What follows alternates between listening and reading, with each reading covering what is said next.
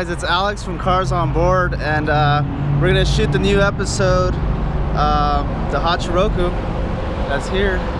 And let me introduce you guys to Karl. He came out all the way from Sacramento to LA or Los Angeles County. How long was your, oh, say hi to the Cars on Board fans. How's it going? How long was your drive? How was your drive? It was good. It was 6 hours. Took some breaks. I worked a 10-hour shift before then, and I just like packed up my stuff and just bounced, you know. And you were saying earlier that you actually worked for Toyota as a mechanic. Yeah. And your one complaint was that our streets are terrible in Los Angeles. Yep. I've actually almost tore my lip off a couple of times. Really? I actually had to put it on a little bit more secure than before. Okay. Yeah. Well, we're gonna do a walk around so you guys get a little more specifics on what the car has. Tell us about your wheels, the wheel setup that you have. Okay. Well, I actually saw this on a car from a buddy of mine. Okay. They're actually just stock wheels from a 240Z, but they sit really nice on the Corolla just because of the size and the offset. They're only 14/7, and they're actually -10. And I like it just because they have the deep dish on it already, you know? Yeah, they actually look aftermarket when you look at them, and I'll show you guys right now. Let me show you guys so you guys can see the wheels. The offset's pretty clean, nice and flush, and they kind of remind me of old school like meshies, retro look. And then, like, did you paint those yourself? Yeah. Okay. Just used Rust-Oleum paint primer. Okay. Regular. So like regular probably wheel paint or something? Yeah, just regular paint. They've held up. I mean, they got brake dust all over them, but yeah, it's not meant to be perfect for me. You know? Yeah, but I think the brake dust give it an even cleaner look, to be honest. Yeah, it gives that more matte finish. And then you can see the mad Camrys running right there. So we all know that's a drift ready car, right? Got a brace back here. Is this a custom brace? It's just one from T3. It's just an A-pillar brace. It's just supposed to kind of keep the back from flexing, because on the coupes they actually have this this wall that comes across where the back seats actually sit on top of me. If you fold my back seats down, there is no support right there. So I mean, it helps a little bit, but I mean, it's more cosmetic if anything, you know? Okay. And another interesting thing that I caught was his key lock. Let me show you the key lock, and he'll describe what it is. There's the key lock. That is the weirdest thing I've ever seen. It reminds me of like a master lock or something. Yeah. So describe that. You were telling me that it's something from the 90s or something. Yeah, I want to say it was released in the 90s. They came from, I believe, Thailand, and they were supposed to be secure, like high-tech secure locks that no one can break into your car, kind of thing. But you know, there's stuff people say on the internet like, oh, you can break into it with the ballpoint pen and whatnot. But I mean, I haven't had any problems, and it's a really good deterrent, because when someone walks up, they're like, how the fuck am I supposed to pick that, you know? Yeah. Show us the key of that. That was interesting. The key is like this little weird key that he has. So it does look like you're trying to unlock a locker at like Disneyland or somewhere.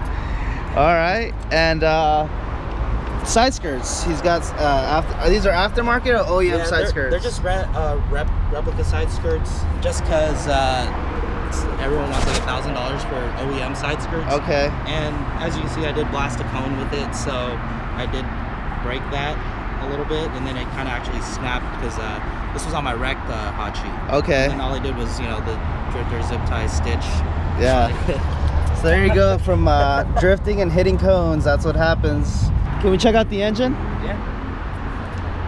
Oh, and he has the, what are these called? The Oshik bars or whatever? The train handles or whatever. Train handles. I've been seeing that lately on cars. All right, so I run 16 valve 4AG from a JDM AE92. It's the non-TVIS version, although I do have the TVIS manifold on it. I just run the T3 adapter plate to it.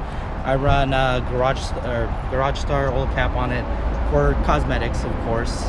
Everything in the block has been rebuilt with all brand new OEM oversized and undersized stuff that I got from work. T3 pulleys and Nishimoto. I have my HKS cams under there as well, with all-Toyota valve train as well. I noticed you have headers, or a header on your car? It's a pace setter. Okay. It's decent. To me, TRD, pace setter, OBX, they're kind of all the same, to be honest. You can see a aftermarket radiator. It's got that honeycomb HCAS intake. The Cusco sway bar. And then my homemade oil catch can. Where's that at? Right there in the corner. Homemade, whenever you can, catch can. Saw the DIY online. I was like, screw it, I'll try it. Nice. It's got a brand new battery. Always smart. I love the way the cams are exposed, like the gear cams. Mm-hmm. That's pretty dope. These are actually not the OEM bolts for it. I actually got those from a buddy of mine, Ken, from Garage Star. And, okay. You know, for a while he was helping me out with a lot of things. You know, when I wasn't really working, he was trying to help me get my car modified. Yeah. Know? And he was just like, yeah, you know, just help me out around the shop, and you know, we'll get you taken care of. You know, so a lot of the stuff that he sells mainly for Miatas. Okay. That's what his company markets to. And I mean, his oil cap works on my valve cover, so he's like, throw that on there. The cam gear bolts, those to me were like a really good detail for the motor, because I actually want to make my engine bay look cool, because that's how it is for 86 in Japan. They're all about sick engine bays, like wire tucks, ITBs, side drafts, anything that'll just make it look mega pretty. But you know, the car is really slow still, you know. Yeah. But it adds the character to it. Yeah. And I mean, what I really wanted to accomplish in the end build was, you know, a really, really nice, cleanly executed engine bay. And okay. I mean, like little stuff too, like Garage Star finish bolts on my fenders and stuff. So these are not stock; these are custom. And they make it look a little bit better, you know. Yeah, it does. And oh no, those are the header he was talking about. And then I had a complete set of TRD wires, but I was kind of dumb. I just threw a high-rise header on there thinking, oh, it'll work, but I needed to rewire for cops, so I kind of ended up burning cylinder 4 and melting my cap. So I was like, all right, I'm gonna go back to my old headers. I can't do the high-rise yet. There you go. So all right. And then you got a Treno bumper. Yeah, JDM Treno bumper. It's first generation Zenki. Oh, it looked like your lips came off a little bit. Oh yeah, no. I actually mounted the lip on purpose like that. They're actually held on by these C brackets, because to me, in my opinion, when you actually mount it, when they're in the correct mounting point, it sits the lip too high. And when you look at the car from a profile view, it actually kind of looks like the lip sits higher than the side skirts when you put them on. Okay. Me and a couple of the NorCal guys actually still do the same thing, but everyone calls it the floating lip just because it looks like the lip's falling off. But okay. In turn, it's actually on there pretty secure. So. Okay. Secure enough. So he said it's not coming off. It's a he made this on purpose. I guess when you stand from the side or from the front, it makes it look lower and matching the side skirts. And the term on the streets is the floating lip, as you said. And this is a JDM bumper, as you can see. Then he's got his front plate at an angle. Very smart man. What else can we talk about? Oh, let's do interior real quick, and then we'll wrap it up. A shifter that I bought from work. Oh, really? A long time ago, before I started working there. It was in my first hatch. Okay. And that's why that one's actually beat up, because I've been using it for like 6 years or so. Got a Nardi Classic. It's already kind of beat from my gloves. Okay. Momo Toyota wheel or horn, Daike hub, and then sorry, I cheapened out and I got energy. But at the time, it was one of those things where I just wanted the car to work and I wanted to drive, and getting in and out without a steering wheel was kind of a hassle with this seat. So yeah. So it's a fixed seat, does not move? It does not move. Well, I mean, it slides forward and backwards, but aside from that, it's fixed back. Yeah. Okay, so it's a fixed back, but it does slide back and forth. He has a harness. Can you hold that so it doesn't hit that car? No worries. So he has a quick release right here, a shift knob, some Momo pedals, and this fixed back seat. Looks pretty tight. And then 7 years of beat on it. okay, 7 years of beat that he says. So that's why it's got the bandanas all over it. But for the most part, the interior looks still pretty clean for being as old as I am. Yeah. This is an 86 or what year is this? This is an 85 Zenki, first generation. 85, okay. And then that's the OEM seat. That reminds me of the Celica Supras. Alright guys, so the triangular system on the camera for the rolling shots is set up. There you go. Got a neutral density, the triangular system from Film Tools. And Karl's releasing some air out of his tires. And then we'll be ready to go. Alright, so we set up also an audio. We set up this portable recorder, which is a H1 zoom. Pretty cheap item. You can get it for $100. Get this little furry thing, so when the wind from the outside comes in, this knocks it down and you don't hear it, just nothing but wind. You actually hear the exhaust. And we got this little Amazon suction cup, probably about $130 setup, and gets a really good audio. So this will be one of the audios that we can use when we're editing and we need a sample of his car sound. And then we'll set up the rear exhaust, the main audio that we use later on. So we did the rolling shot. It looked a little dark from what I can see. Let's watch the footage.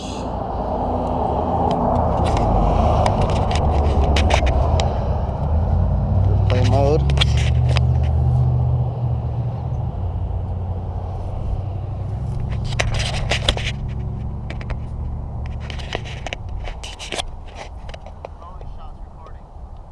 So we'll fast forward through this.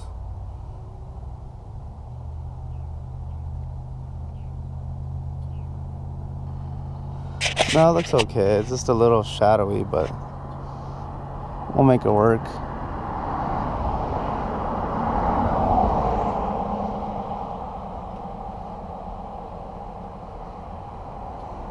Alright, so the next setup, we're gonna set up on the hood so we could do the rolling shots and follow. Oh, check out that 300ZX.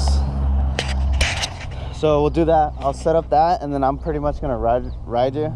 Okay. Just don't brake suddenly.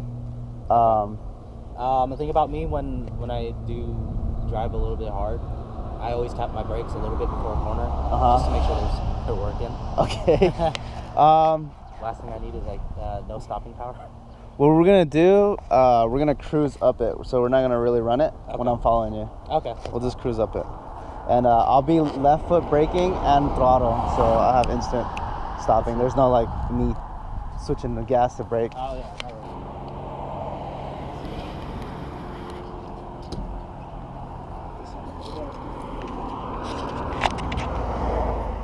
I saw those cops, I was freaking out. I was like, damn.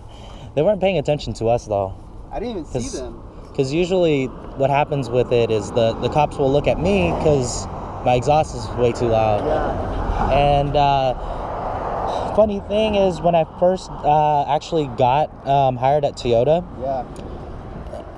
so they pulled up my driving record, of course, because in order to work there you have to have a valid license. So he was just making sure that I wasn't lying about anything. And he's like, all right, well, congratulations, you got the job, but I have to ask you one thing. And I was like, yeah, sure, anything. And he's like, okay, well, when I pulled up your driving record, I don't see any moving violations, but I do see the same vehicle code recurring on like 4 different cars with different license plates. And he's like, what is that for? For my exhaust. And he's like, well, fix the fucking thing and stop getting the same ticket over and over. And I still haven't done it. I like the exhaust. It gives me the most amount of bolt-on power from what I've felt with other exhausts. So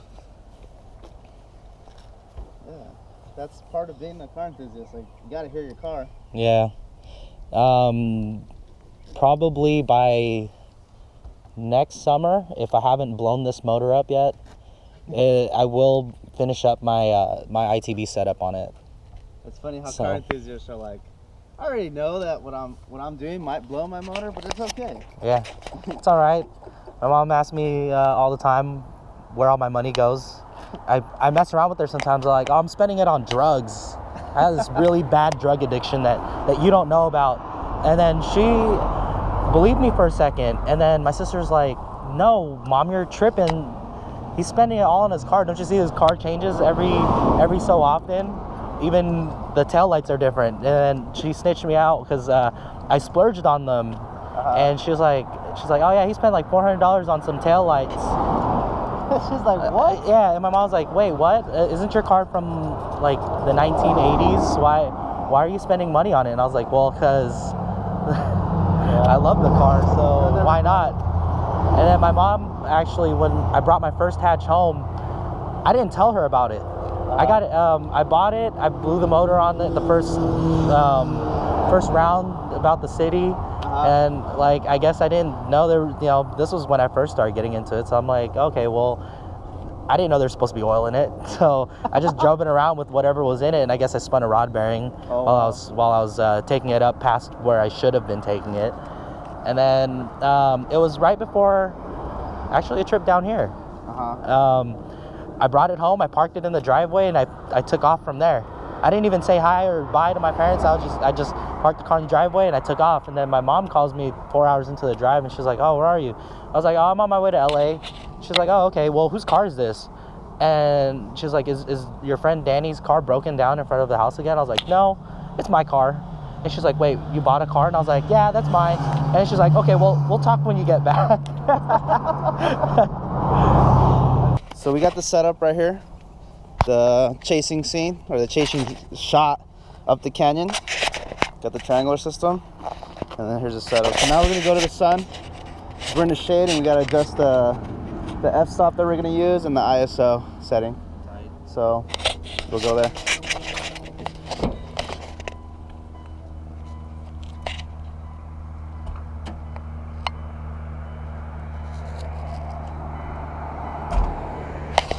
Oh, car's sick. All right, so we just finished the chase shots up the canyon. Look pretty solid, got some good footage. So now we're gonna set up this rig on the back, and he's gonna chase me in his car. So if you can do me the favor and park right behind me so we can frame the shot. And I'll film you moving your beautiful car.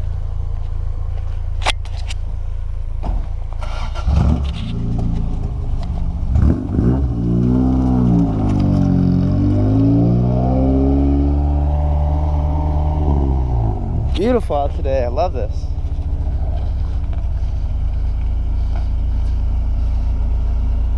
So set up chase shots.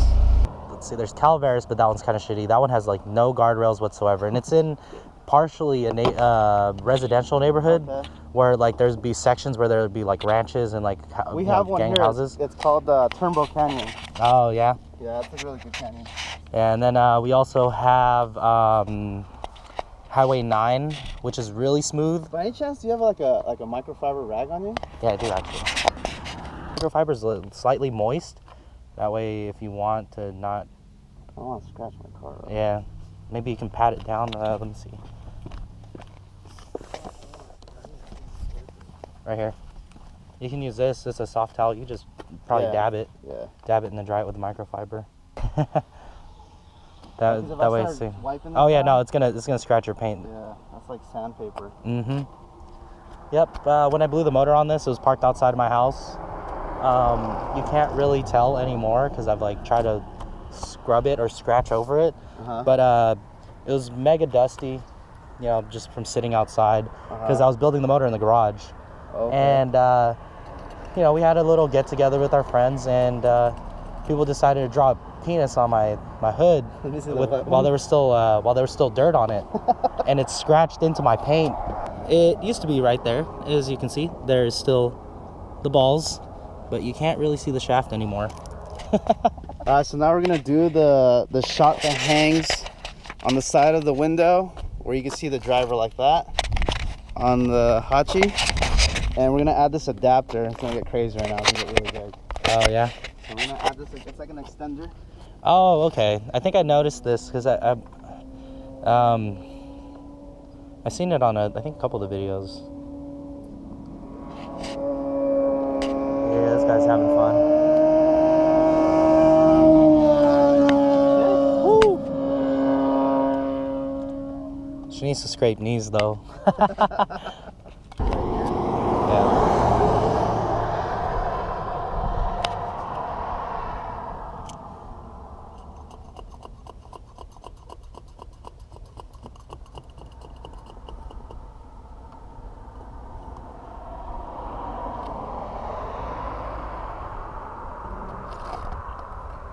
suppose maybe that'll work.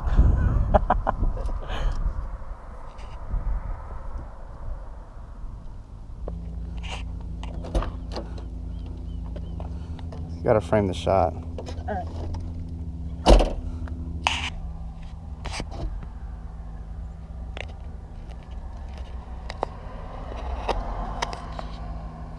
Looks like this case has proven itself worthy. It fell off on an episode. We put it on the Supra and we did a high horsepower pull. Oh, and it got ripped off? Just fucking came off and someone picked it up. We went back to go get it. And we're like, damn, someone picked it up. Because somebody noticed it fall, something fell. We go back and this kid has it. He's like, oh, you guys dropped this. But he was like waiting for us there. Oh, nice. At least he was nice enough to, like, hey, you know, you dropped your $400 camera on the ground. So those right there are just like stabilizers then, pretty much. Yeah. What we do is we put in a triangle, and it stabilizes the whole thing from it flinging around. Yeah. Alright, so now we're setting up the audio. We got a suction cup with the Rode mic and the dead cat on it, and we're hoping it doesn't fall off or burn up. Yeah, and he says he throws baby flames. Yeah, baby fireballs. They can't see them on camera, so. All right. In theory, I shoot small ones, but not too often. Okay, and then we're gonna run this cable along the side of the car and into the camera. It's like okay, well. Capitalism. Yeah, I was like, At cool. its finest. Yep, Nestle takes a lot of our water. Hey, is Nestle in Chicago? And somewhere over there, but they like to take from us for their bottled water. That's why I don't drink Nestle. I don't drink none of that shit. I'll drink water from my faucet. Alright.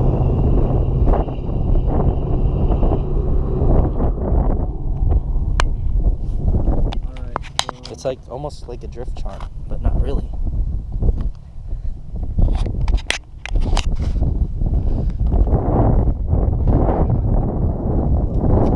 Alright.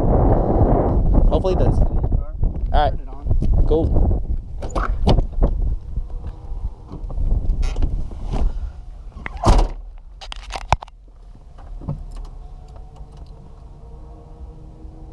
Cool, my fan still works.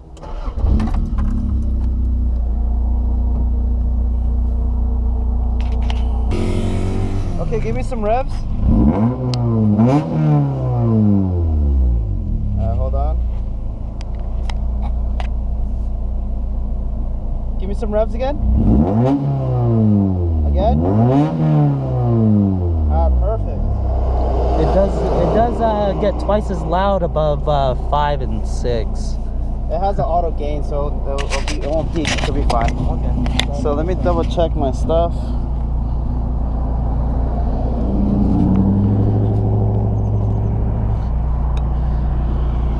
Everything seems tidy.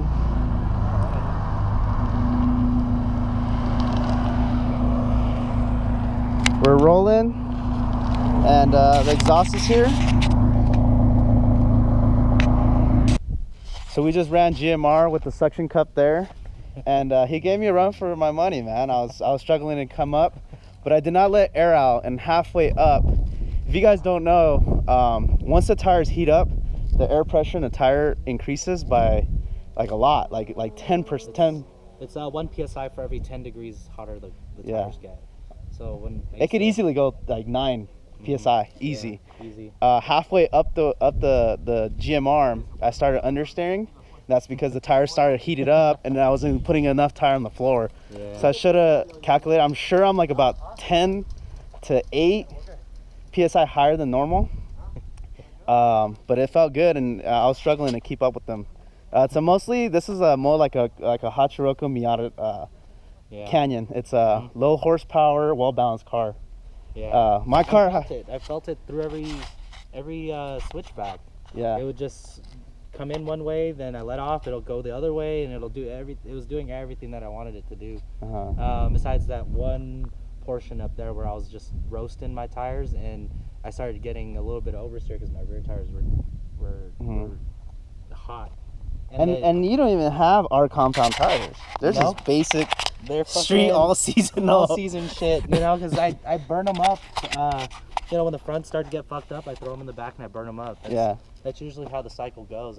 Those used to be in the front, and I was like, oh, I'll get some tires for the front, and then I throw those in the back, and then roast them. I couldn't imagine if you got some R compounds. Like, this guy would be sticking. This car was sticking. Yeah, it was sticking. Yeah. And we'll do a separate video where we just run that. Right when he gets to GMR, we'll put a clock on it, and then just let that go. But he did have to slow down because he was having oversteer issues.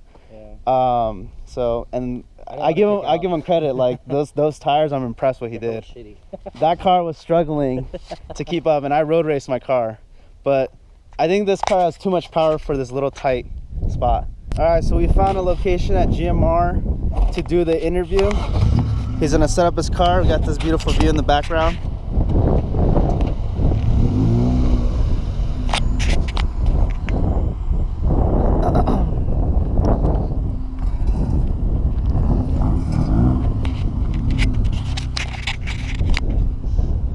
Back it up.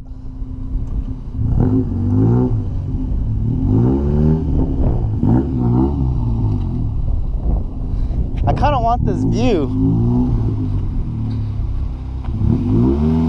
Right here is good, right there.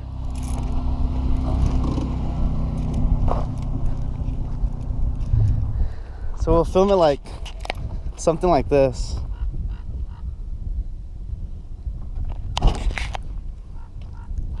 Dope view.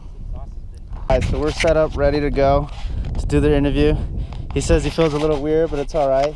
So just so you know, if you feel dumb, you say something dumb, I'm gonna take care of you. I'm gonna edit it so you don't sound like an idiot. Because people do say dumb things. I say dumb things all the time. Like, I'll be like, yeah, these coilovers, I'm looking at lug nuts. It's like, it happens.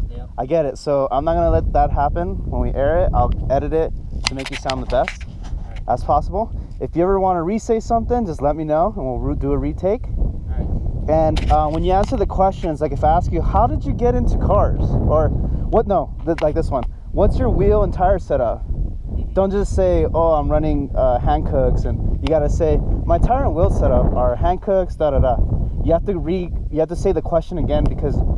Oh yeah, because you're not gonna actually have any audio in it. Exactly, and you'll tend to forget, so I'll remind you. So don't take it offense, like, oh, I'm fucking up. Just you're gonna forget. It happens. And then after that, what else? That's it. All right, cool. Okay.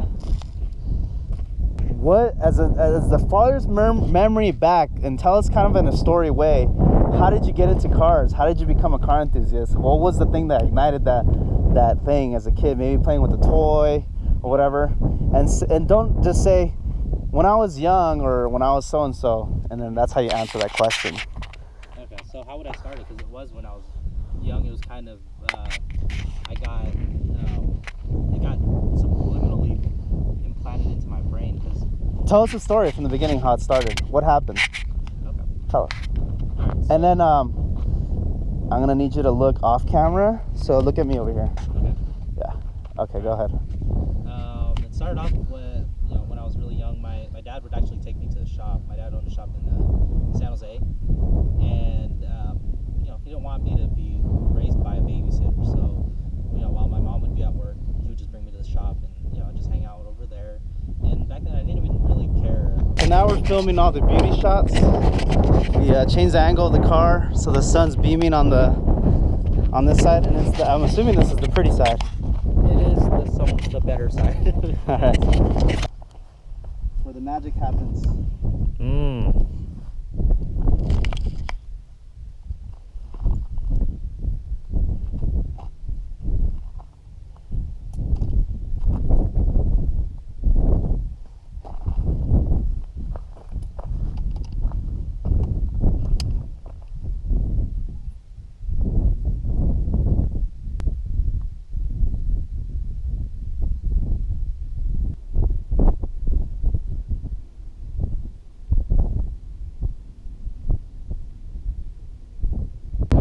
Alright, so we set up the camera and the triangular system on top. We're gonna get a roof shot now as it runs through the canyon. There's a framing, I don't know if you can see it too well. Looks pretty dope. Got the ND. And another Corolla rolled up while we were here and shooting in the canyons in the background. You can see it right there. It's a coupe. Pretty nice. And the owner is taking a piss, I think. So we're filming.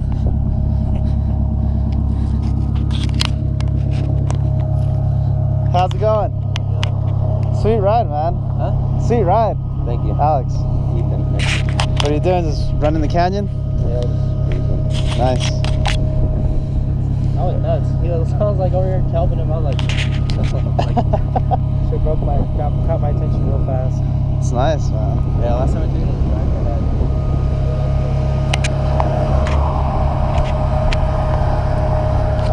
So you can see it's pretty common for having cars like that. Like there goes a STI or WRX. Beautiful on rays. Oh wow.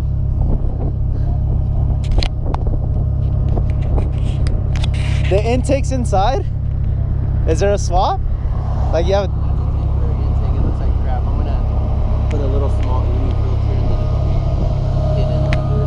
That's just like a temporary motor. It's because he has the same motor that I have, Small for it. but it's a front wheel drive only configured 4AG. So the intake manifold is actually facing the firewall that goes in. Really? Did you make a hole in the firewall? Yeah. But I'm gonna duct it to the back.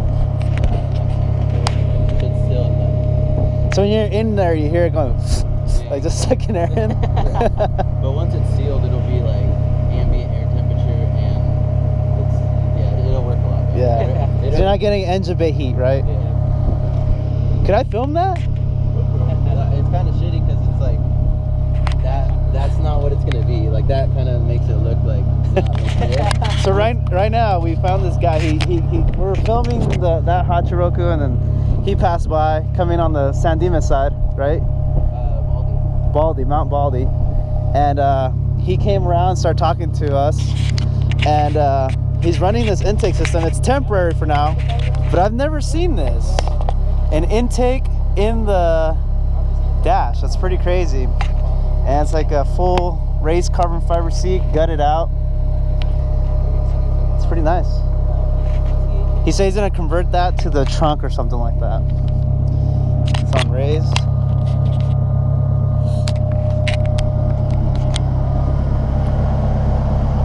Dope. And is car set up for toge or drifting? Yeah, it's good. Okay.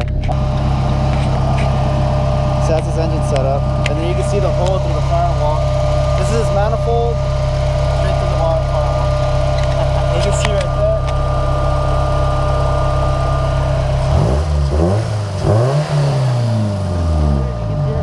Do that again? I want to record that. Keep going. That's awesome. So sick.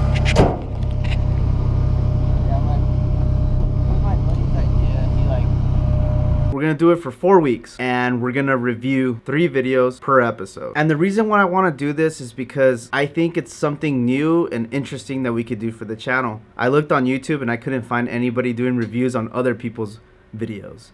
I'm not gonna just look on YouTube. I'm gonna go on Vimeo, YouTube, and any other outlets that I can find.